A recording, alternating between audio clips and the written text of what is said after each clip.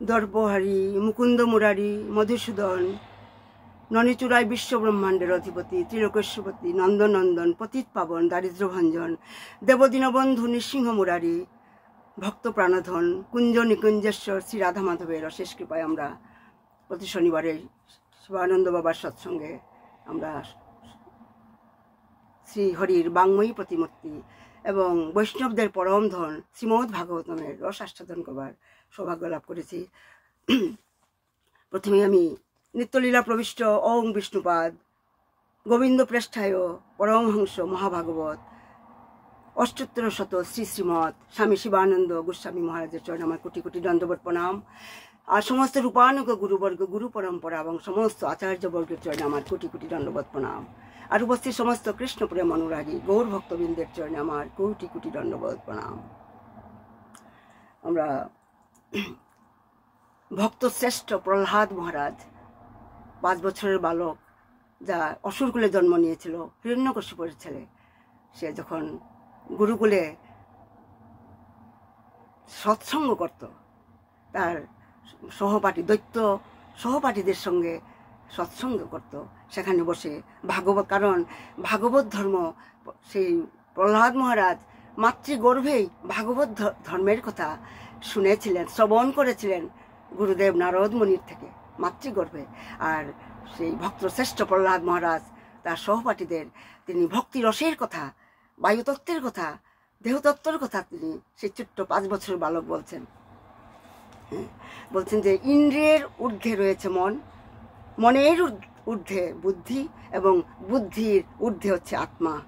আর চরমে যখন আমাদের বুদ্ধি যখন ভগবত ভক্তির প্রভাবে যখন নির্মল হয়ে যায়, তখন জীব বুদ্ধি যুগের স্তর প্রাপ্ত হয়, মানে বুদ্ধি লাভ করে। সেই সম্বন্ধে ভগবদ্গীতায় অর্জুনকে ভগবান তো তাই বলেছিলেন যে দদামি বুদ্ধি যুগং তং যেন মামু পর্যন্তি, মানে ভগবত ভক্তির যখন বিকশিত হয় তখন আমাদের বুদ্ধি নির্মল হয়ে যায়, আর তখন ভগবত ধামে ফিরে যাওয়ার জন্য আমরা সেই বুদ্ধি ব্যবহার করি। কারণ মনুষ্য জীবনে এই হরি কথা শ্রবণ করা, কৃষ্ণ কথা রুচিই হলো মনুষ্য জীবনের সফলতা।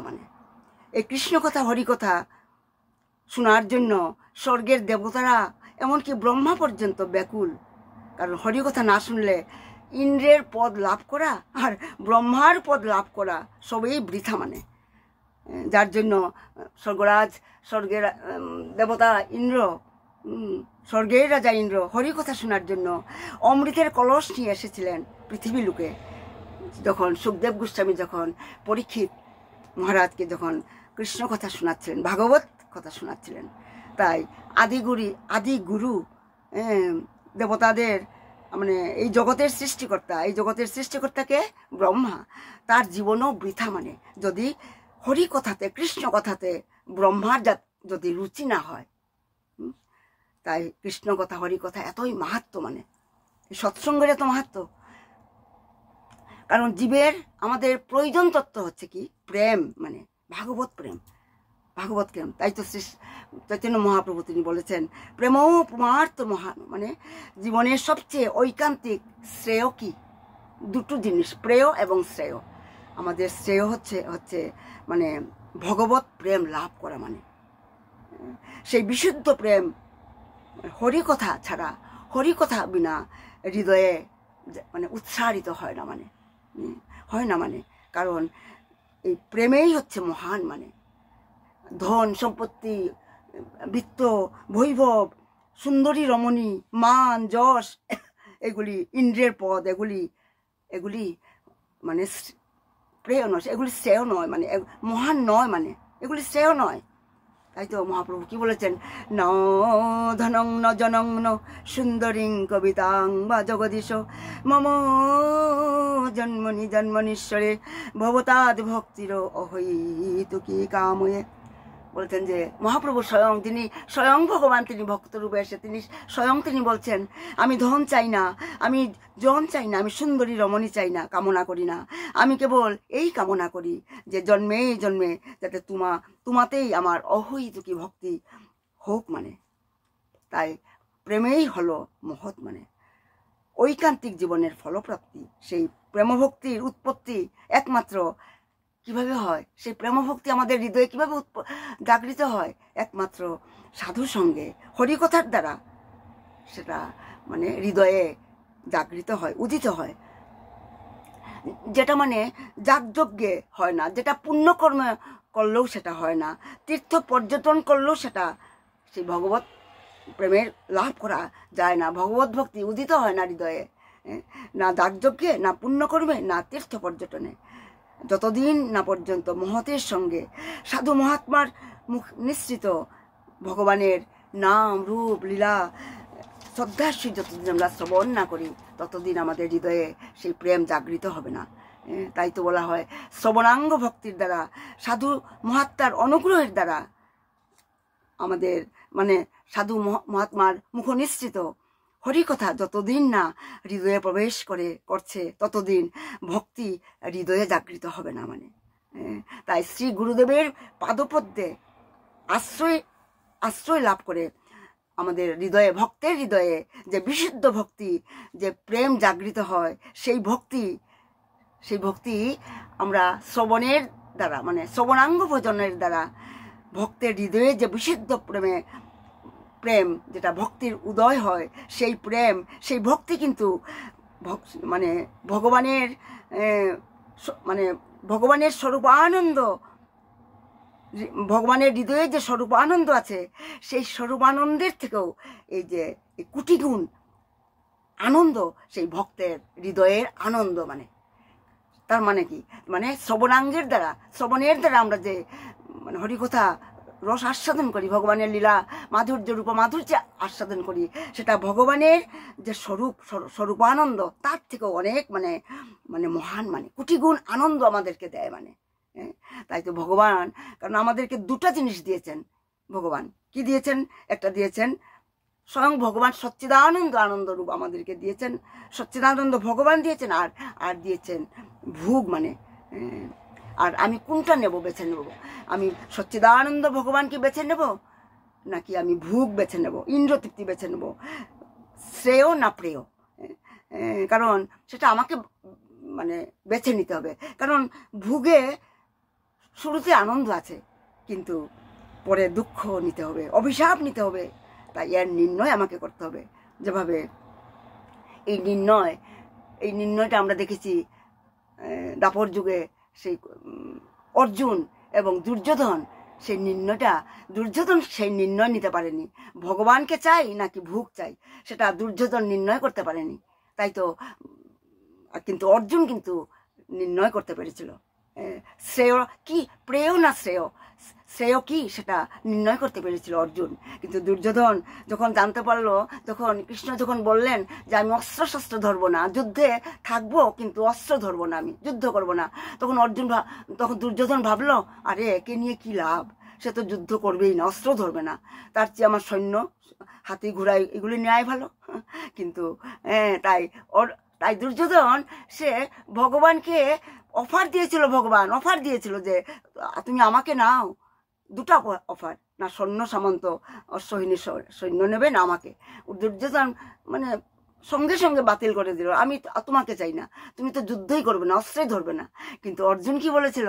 অর্জুন বলেছিল আমি কিছুই চাই না, হে গোবিন্দ, আমি তোমাকেই চাই, আমি আর কিছুই চাই না। তাই শ্রেয়টা বেছে নিয়েছিল, প্রেয় আর শ্রেয়। কিন্তু আমরা কি পারি সেটা করতে? আমরা কি বেছে নিতে পারি কোনটা প্রেয় আর শ্রেয়?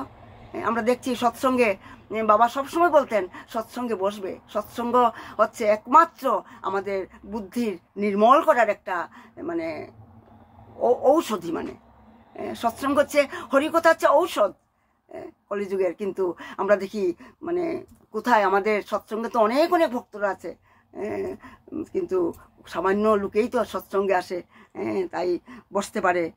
কারণ রাধারানীর কৃপা ছাড়া, গুরুদেবের কৃপা ছাড়া সৎসঙ্গেও বসা যায় না, সেটাও সত্য। কিন্তু তাই আমরা দেখেছি অর্জুন সিদ্ধান্ত নিতে পেরেছিল। আমরা কি পারবো সেরকম সিদ্ধান্ত নিতে? তাই কারণ আমাদের ঠিক করতে হবে যে আমরা ভোগ চাই না ভগবানকে চাই।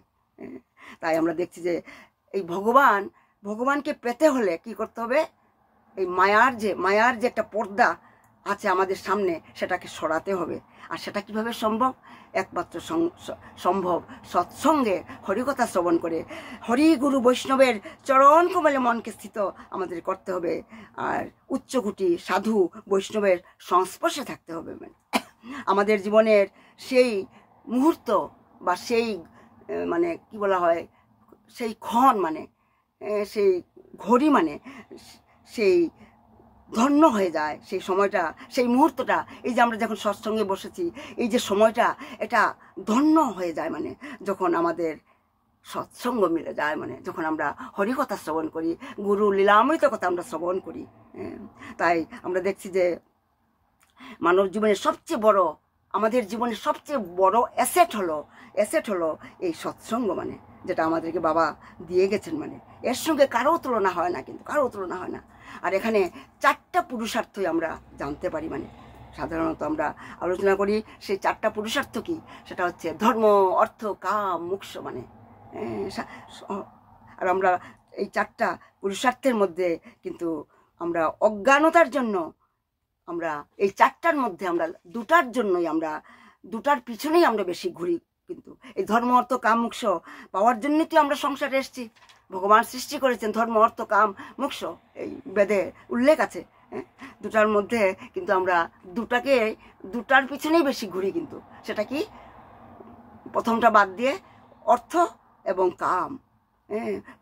প্রথম পুরুষার্থ হলো যে হচ্ছে ধর্ম, আর 4 নম্বর পুরুষার্থ হচ্ছে মোক্ষ।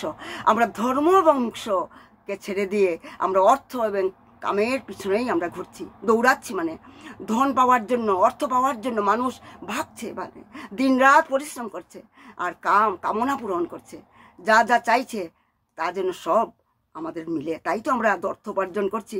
আমাদের জীবনের মানে অর্থের প্রয়োজন আছে এবং কামনা পূরণ করাও আবশ্যক, কারণ এইগুলি তো ভগবানেই আমাদেরকে বানিয়েছেন। এই 4টা পুরুষার্থ তো ভগবানই সৃষ্টি করেছেন।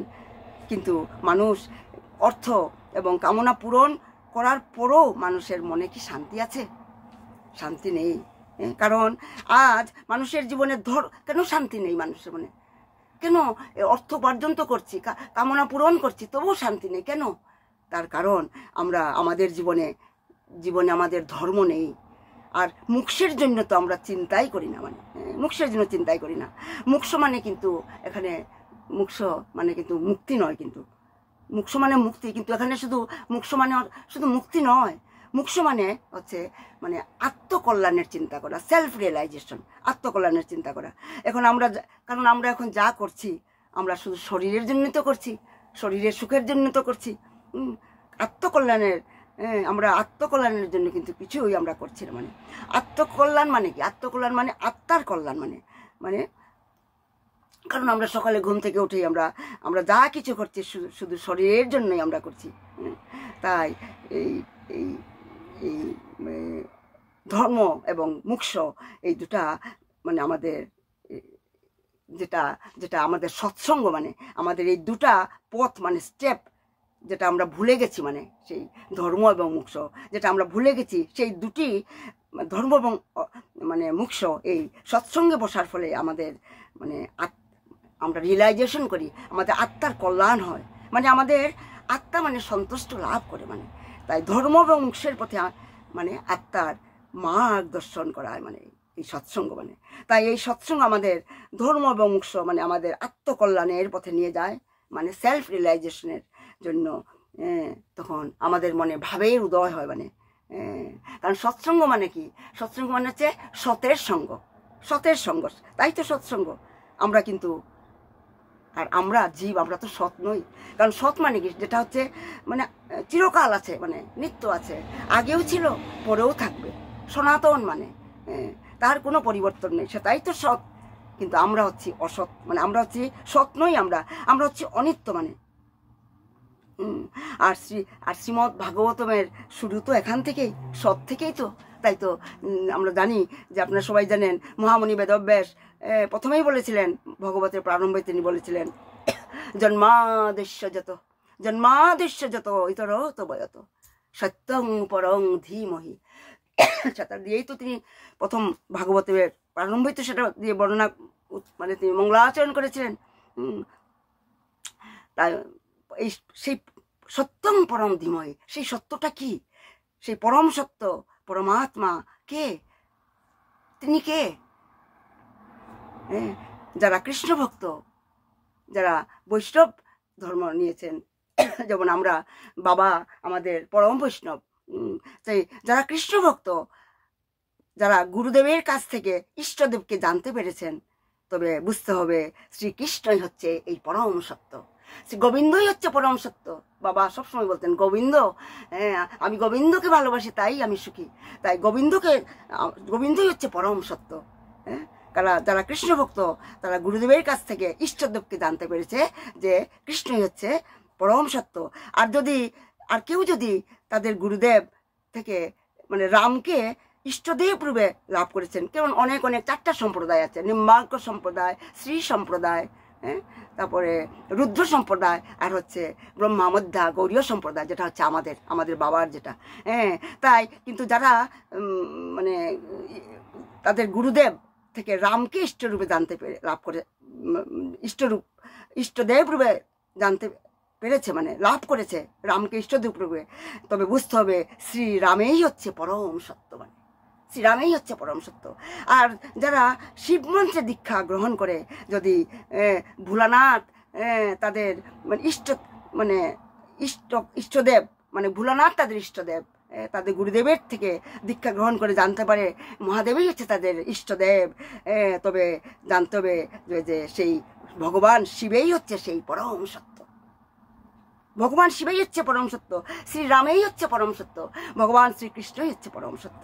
আসলে এরা সবাই আলাদা আলাদা নয়, আলাদা আলাদা মানে আলাদা আলাদা রূপ, মানে সেই পরম সত্যের, মানে তাদের নাম অনেক হয়, রূপ অনেক হয়, কিন্তু তারা কিন্তু একটাই সত্যি এবং অদ্বিতীয়, মানে তাদের মধ্যে কোনো ভেদ নেই, কোনো ভেদ নেই সেই শক্তির মধ্যে। যেভাবে মানে ভক্তের হৃদয়ে, ভক্তির তারতম্য অনুসারে, মানে according to the degrees of devotion, মানে ভক্তির অনুসারে তারা রূপ মানে বদলান, মানে সেই রূপ ধারণ করেন, ভক্তের রুচি অনুসারে ধারণ করেন। ভগবান যদি অনেক হয়, তবে তো তিনি ভগবানই নন।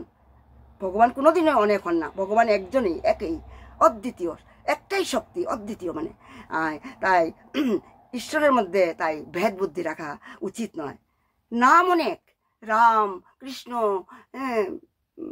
নারায়ণ, ভগবান মহাদেব, নাম অনেক, কিন্তু শক্তি একটাই।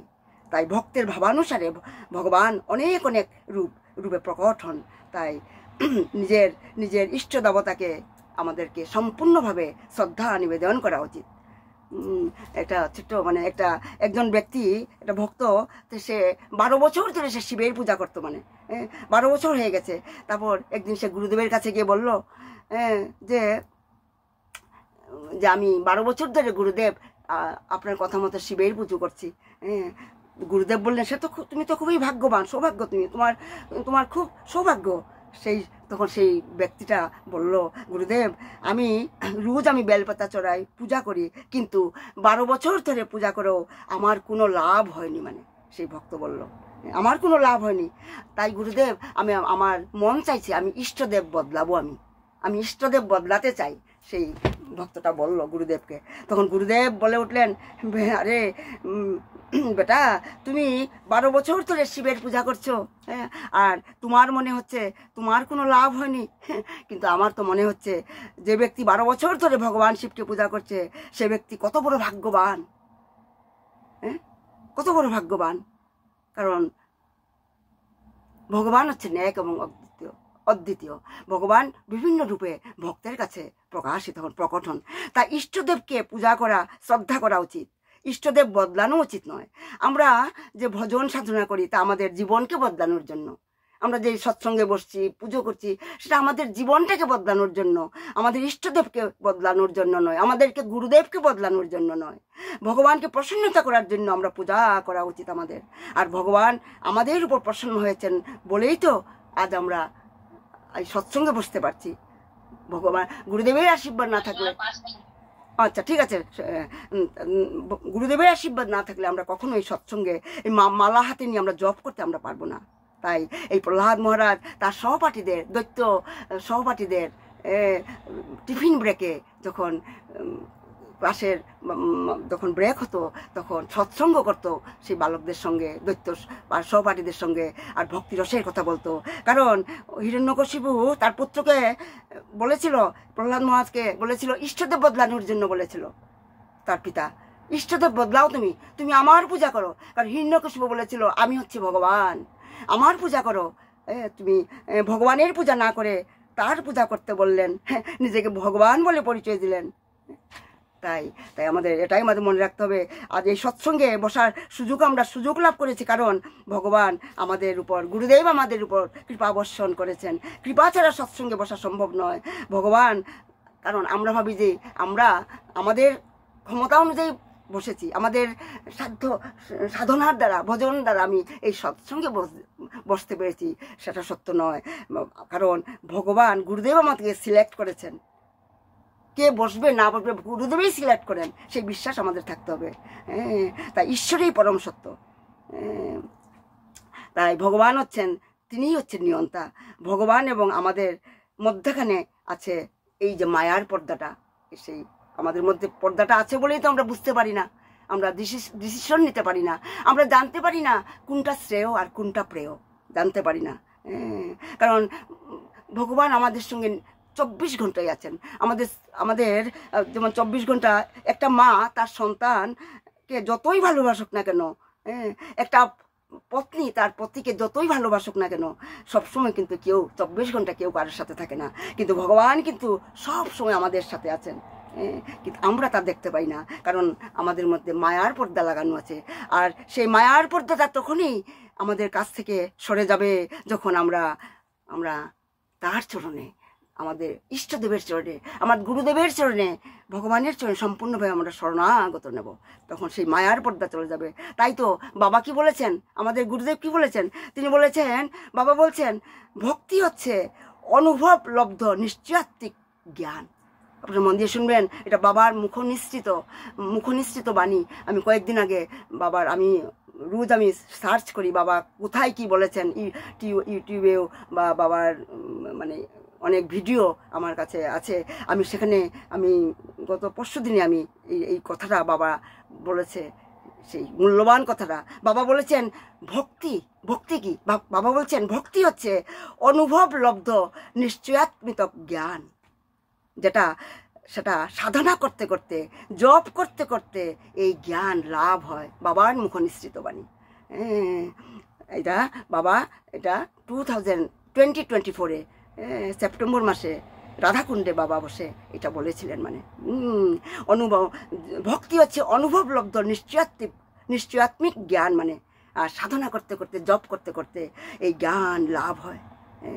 আর সেই দিন বাবা বলছেন, সেই দিন একদিন আসবে আমাদের, যেদিন ভগবান আমার সেই মায়ার পর্দাটা, গুরুদেব আমাদের সেই মায়ার পর্দাটা সরিয়ে দেবেন। মানে আমার সময় শেষ হয়ে গেছে, আজ আমি এখানেই বিরাম দিচ্ছি। নিতাই গৌর সীতানাথ প্রেমানন্দে হরি হরি বল, হরি হরি বল, হরি হরি বল, হরি হরি বল। বৈষ্ণব ঠাকুর দয়ার সাগর, এ দাসে করুণা করি, আরে দিও পদ ছায়া শুধু হে আমারও তোমারও চরণ ধরি। আরে গুরুদেব বৈষ্ণব ঠাকুর দয়ার সাগর, এ দাসে করুণা করি, আরে ছয় বেগদমি ছয় দুষদ সুধি ছয় গুণ দেহ দাসে, আরে ছয় শত সঙ্গ দেহ হে আমার, বসেছি সঙ্গের আসে একাকি আমার, নাহি পাই বলো হরি নাম সংকীর্তনে। আরে আমি তো কাঙাল কৃষ্ণ কৃষ্ণ বলি, ধায় তবু পাছে পাছে, আরে বৈষ্ণব ঠাকুর দয়ার সাগর তোমারও চরণ ধরি। নিতাই গৌ সীতানাথ প্রমানন্দে হরি হরি বল। জয় শিবানন্দ বাবা কি জয়, জয় সৎসঙ্গ কি জয়, খেতুরি ধাম কি জয়। প্রণাম সবাইকে, প্রণাম প্রণাম। প্রণাম মাসিমা, প্রণাম।